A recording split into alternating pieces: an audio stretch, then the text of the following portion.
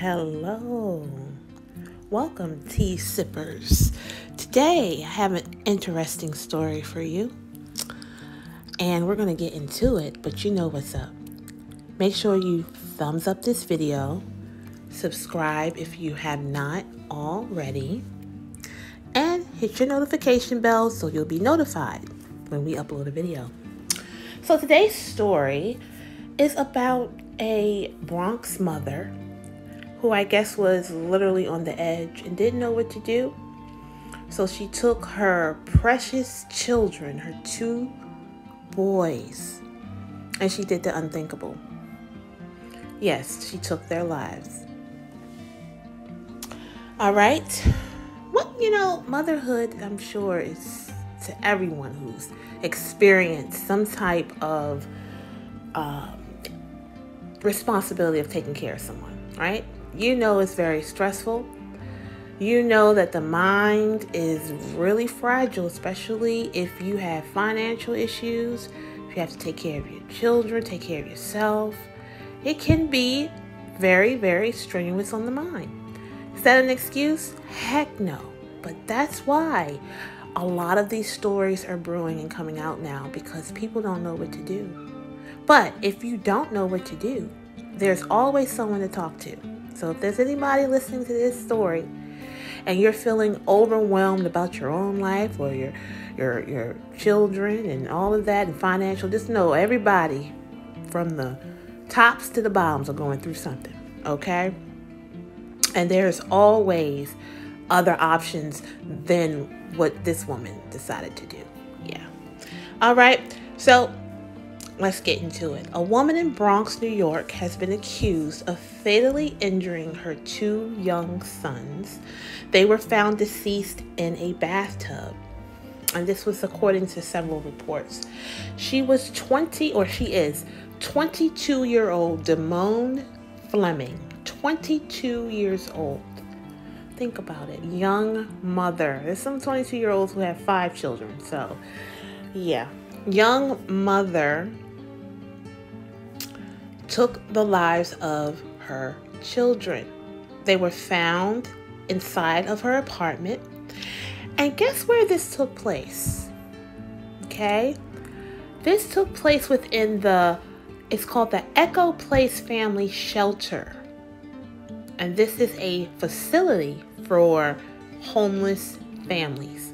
So I don't know if it was a shelter. I think maybe she lived in a building that was financed by the shelter, because of what they said, apartment. Apparently this was not like a room or anything. She had a full-fledged apartment with a bathroom, kitchen, bedrooms, things like that. Okay? So what happened the previous evening, the children, who were the ages of 11th month, Octavius Canada, and 3-year-old Deshawn Fleming, okay, so they had 2 separate dads, were found with multiple stab wounds, and the injuries were to their torsos and their necks. Yeah.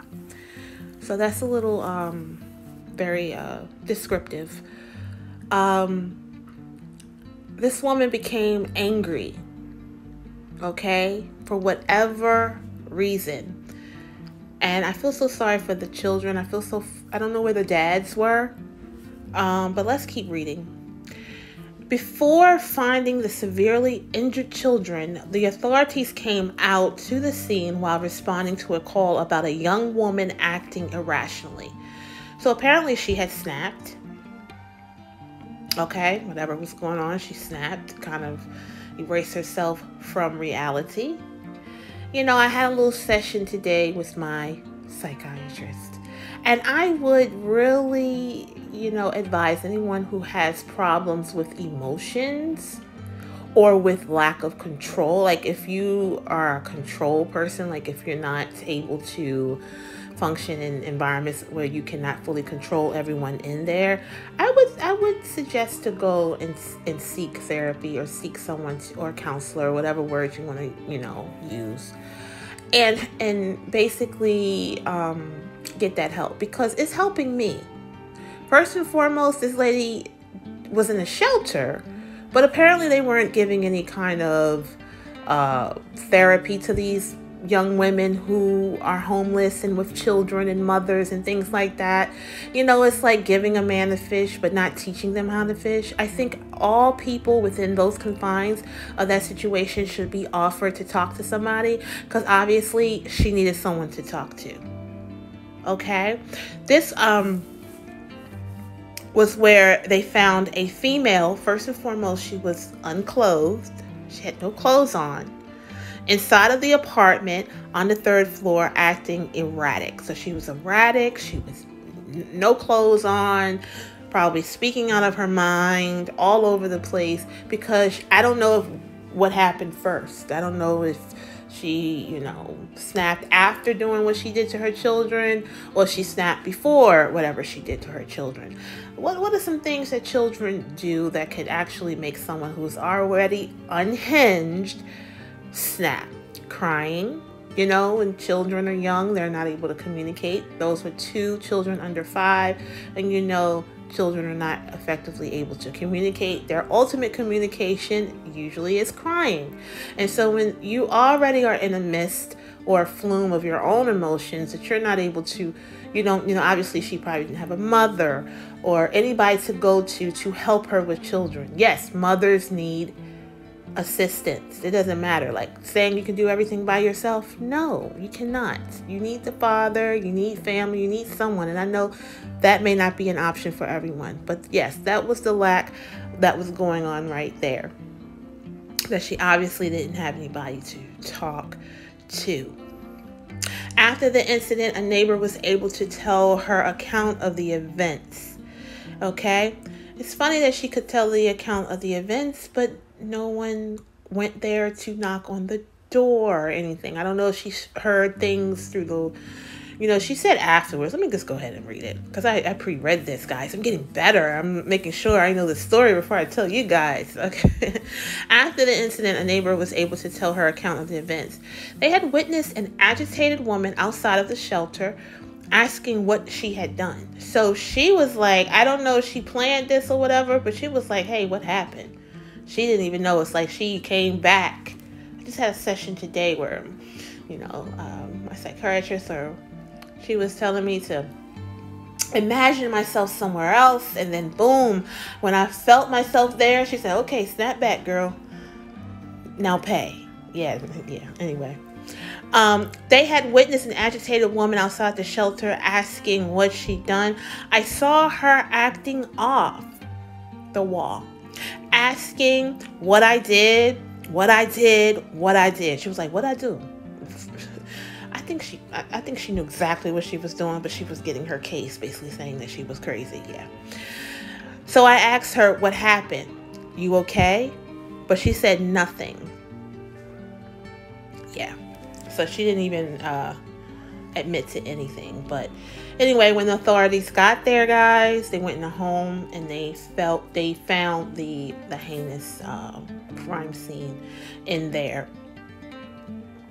I have been overwhelmed many times.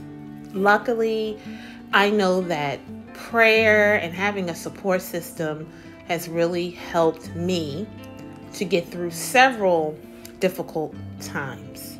Okay, so I like to take these stories to teach. I don't just take these stories for you guys to listen and all that. I'm not that type of person.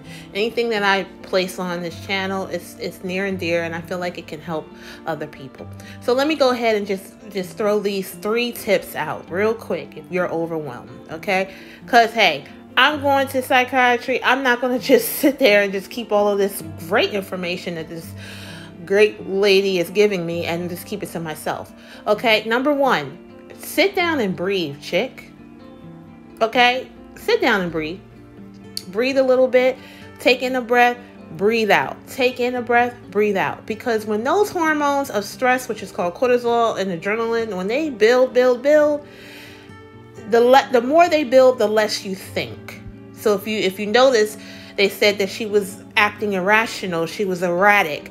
She was like, equivalent to you pouring water on a computer or pouring water inside of an electrical socket. What would happen? Yeah, it would start to frizz and fizzle out and sparks everywhere. Yeah, all of these things I feel were formed after the the human body and the human mind. It's like putting sugar in your gas tank. Okay, your car's not going to work. So yeah, sit down and breathe. After you breathe, you want to go into a space where things are positive. Okay, so whatever's happening, just know that you can only control what you can control. You can't control your baby crying. You can't control your baby not wanting to eat. You can't control that the baby may not want you and may need grandma, or you can't control that. All you can do is control yourself and understand that will pass, meaning that this too shall pass. It's not permanent, it's temporary. Okay?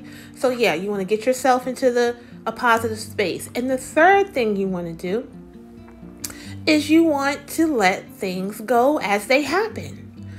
Do you think that this happened overnight to this young woman? Her name is Miss Damone. Yeah. No. Okay? It did not happen overnight. This is over time. This woman probably could not just, chill, or she didn't have a winning season and things like that. She wasn't getting what she needed.